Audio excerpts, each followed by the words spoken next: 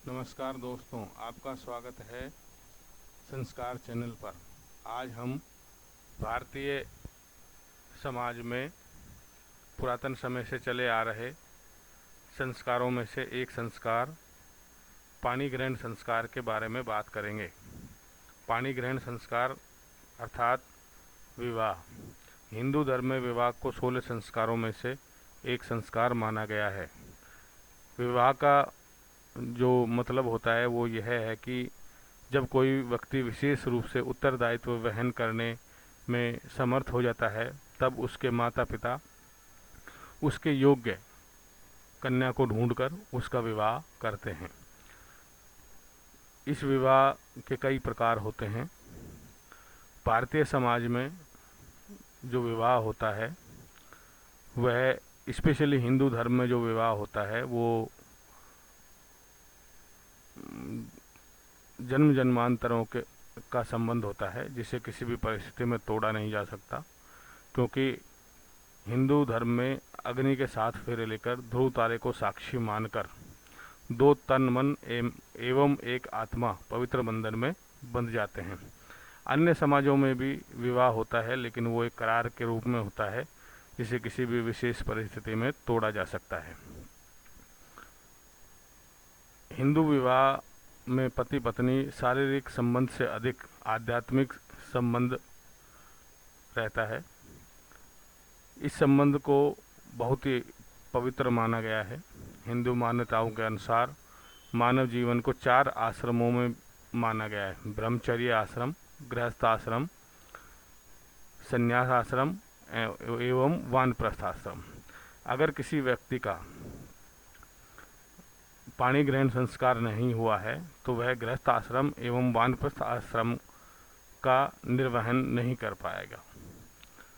इसलिए पाणी ग्रहण संस्कार होना नितांत आवश्यक हो जाता है। हिंदू धर्म में विवाह को 16 संस्कारों में से एक माना गया है, जैसा मैंने पहले भी बताया है। हिंदू धर्म में विवाह के 8 प्रकार बताए गए हैं। इनमें से असुर विवाह, राक्षस विवाह, पिशाच विवाह को अच्छा माना नहीं गया है। शेष 5 को ही धर्म के अनुकूल माना गया है। विद्वानों ने 8 प्रकार के विवाहों का उल्लेख किया है। उनका हम आपको 1 बाय 1 करके उल्लेख करेंगे। अब आते हैं दोस्तों विवाह के प्रकारों पर। संस्कृत में विवाहों के जो प्रकार बताए गए हैं वो हैं: ब्राह्मो, देवस्तथैव आर्ष, प्रजापत्यस्तथ असुर, गांधर्वो, राक्षसैव, पैशाच अष्टमो अधमः। अर्थात विवाह 8 प्रकार के होते हैं, जो क्रम से ये हैं: ब्रह्म विवाह, देव विवाह, आर्ष विवाह, प्रजापत्य विवाह, आसुर विवाह, गांधर्व विवाह, राक्षस विवाह और 8वां सबसे निकृष्टतम श्रेणी का पैशाच विवाह।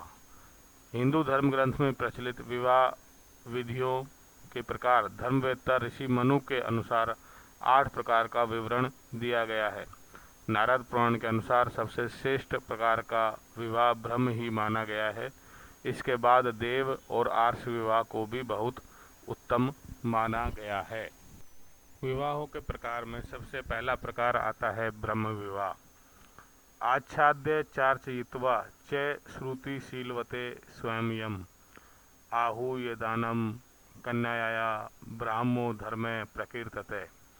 अर्थात दोनों पक्ष की सहमति से समान वर्ग के सुयोग्य वर को स्वयमेव आमंत्रित करके उसे वस्त्राभूषण आदि अर्पित करके समुचित रूप से पूजते हुए कन्या को सौंपा जाना धर्मयुक्त ब्रह्म विवाह कहलाता है। यह विवाह प्राचीन काल से अभी वर्तमान समय तक चला आ रहा है। इस विवाह में कन्या का पिता पुत्री के लिए सुयोग्य वर की तलाश करता है और अपने सामर्थ्य अनुसार अपनी पुत्री को धन, आभूषण, वस्त्र आदि देता है और कन्या का दान करता है। 8 प्रकार के विवाहों में यह सबसे सामान्य विवाह माना गया है। आजकल की भाषा में इसे आप अरेंज मैरिज भी कह सकते हैं। यह ब्रह्म विवाह का ही एक रूप होता है।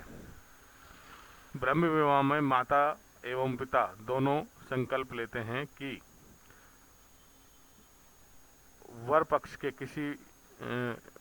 वर पक्ष के जो भी रिश्ता है उसे 7 पीढ़ियों तक निभाने का संकल्प पिता लेता है और 5 पीढ़ियों तक निभाने का संकल्प माता के द्वारा लिया जाता है। अब आते हैं हम दूसरे प्रकार के विवाह, जो है देव विवाह। देव विवाह में यज्ञ कर्म, इसको संस्कृत में बताते हैं पहले कि यज्ञे तु वितते सम्य गतविजे कर्मे कुरुवते अलंकृत्य सुतादानम देव्यम धर्मे प्रचक्षते। अर्थात यज्ञ कर्म में वेद मंत्रों का उच्चारण का कार्य कर रहे ऋत्विज को वर के रूप में चुना जाता है। उसे आभूषण आदि से सुसज्जित करते हुए कन्या को समर्पित करना देव विवाह कहलाता है।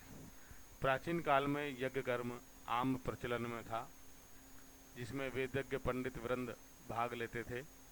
प्राचीन काल में यज्ञ का करवाना ब्राह्मणों के कार्य होते थे।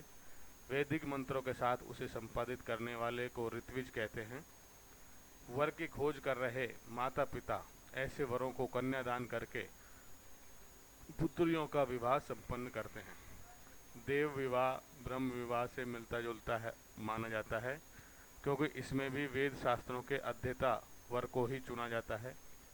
इस विवाह के अनुसार कन्या का पिता पुत्री को एक वस्तु की तरह पुरोहित अथवा पंडित को दान कर देता है, लेकिन समय के साथ पुरोहितों का महत्व खत्म होने से यह विवाह की प्रथा भी अब समाप्त हो गई है।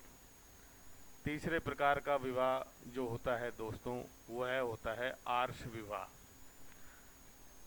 आर्ष विवाह को संस्कृत में श्लोक के द्वारा जो कहते हैं वो है एकम गो मिथुनम दुवे वा वरदाय धर्मतय कन्या प्रदानम विविध वरदासो धर्म से उच्यते। अर्थात पुराने ज़माने में क्या होता था कि बहुत गरीब प्रकार के लोग भी होते थे जो कृषि कार्य करते थे। तो जो समर्थवान लोग थे और जिनको सुयोग्य कन्या की तलाश रहती थी, अगर वो किसी गरीब के घर में हैं, तो चूंकि हमारा देश कृषि प्रधान रहा है और पुराने समय में भी कृषि ही एकमात्र रोजी रोटी का जरिया थी, तो उस समय क्या होता था कि एक गाय, एक बैल या 2 बैल या 2 गायें कन्या पक्ष को दान में दी जाती थी वर पक्ष के द्वारा, और उस भेंट को स्वीकार करते हुए कन्या पक्ष जो है वो कन्या का पिता जो है बेसिकली वो कन्या का विवाह उनके लड़के से कर देता था। इस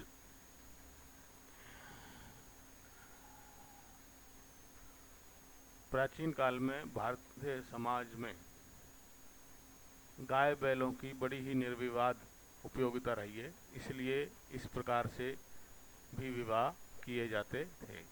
इस प्रकार के विवाह को आर्ष विवाह कहा जाता है। आजकल के आधुनिक समय में भी कुछ लोग कन्या पक्ष को किसी भी प्रकार के धन धान्य या अन्य वस्तुएं प्रदान करते हैं और उनकी कन्या से शादी कर लेते हैं। इस प्रकार के विवाह को आर्ष विवाह कहा जाता है। इसके बाद जो चौथे प्रकार का विवाह आता है वो है प्रजापत्य विवाह। सहोभौ चरताम धर्ममिति वाचा अनुभाष्य च कन्या प्रदानम अभ्यचर्य प्रजापत्यो विधि स्मृत है। इसका मतलब होता है विवाह उत्सुक स्त्री पुरुष को वर कन्या के रूप में स्वीकार कर तुम दोनों मिलकर साथ साथ धर्म का आचरण करो, यह कहते हुए उनका समुचित रूप से स्वागत सत्कार करते हुए कन्या को वर को कन्या को प्रदान करना प्रजापत्य विवाह कहलाता है। इस विवाह में खास बात यह है कि कन्या की सहमति के बिना और अभिजात्य वर्ग के अलावा कन्या का विवाह नहीं किया जाता था। इसमें सर्वप्रथम सहमति कन्या की होना और अभिजात्य वर्ग का होना बहुत जरूरी था। इसे ब्रह्म विवाह का कम विस्तृत रूप भी माना गया है, क्योंकि ब्रह्म विवाह में पिता जो है 7 पीढ़ियों का संकल्प लेता है, माता 5 पीढ़ियों का संकल्प लेती है। लेकिन प्रजापत्य विवाह में पिता 4 पीढ़ियों का एवं माता जो है 3 पीढ़ियों का संकल्प लेती है। इसके बाद दोस्तों आता है असुर विवाह। असुर विवाह जो है, इसको संस्कृत श्लोक के अनुसार कहेंगे तो ज्ञातिभ्यो द्रविणम दत्वा कन्याये चेयो शक्तितः कन्या प्रदानम स्वच्छंदया सुरो धर्मे उच्यते।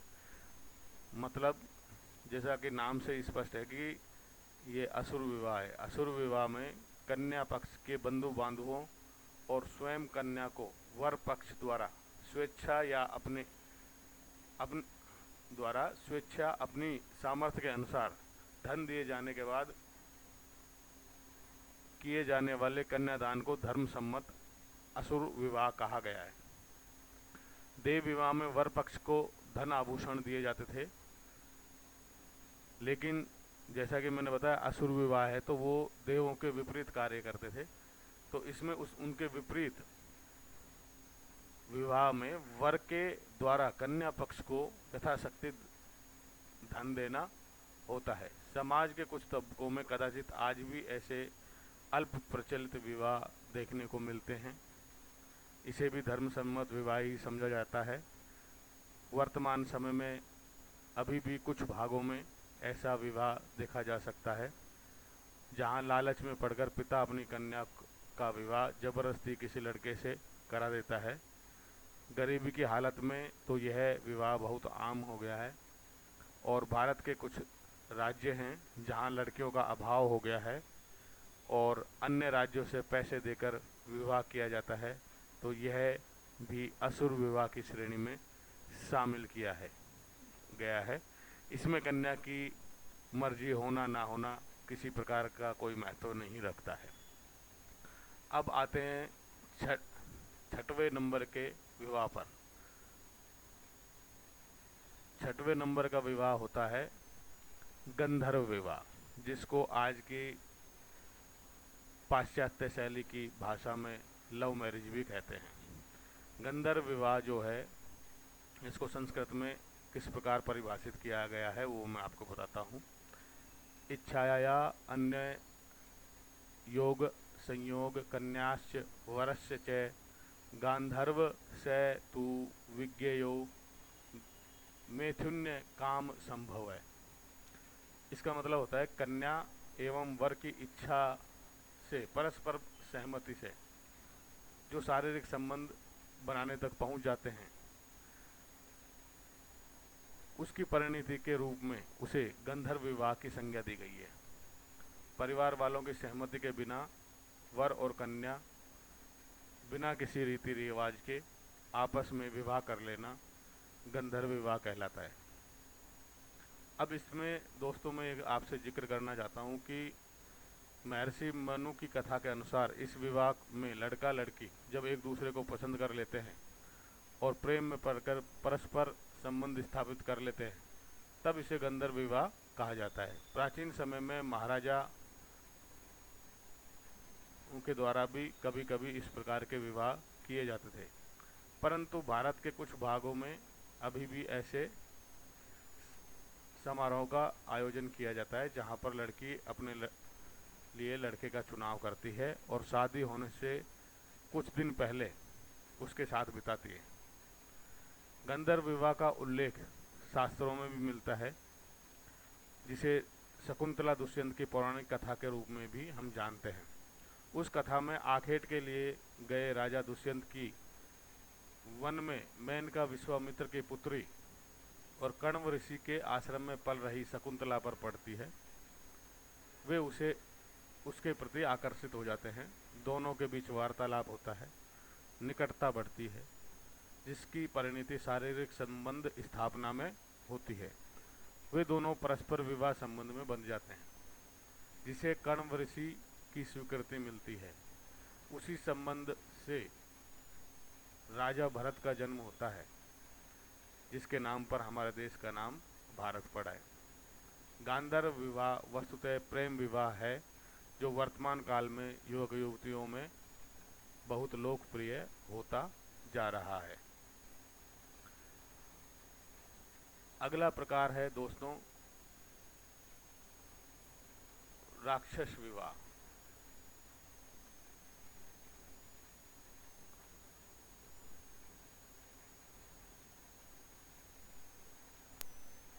सातवें प्रकार का विवाह होता है दोस्तों राक्षस विवाह।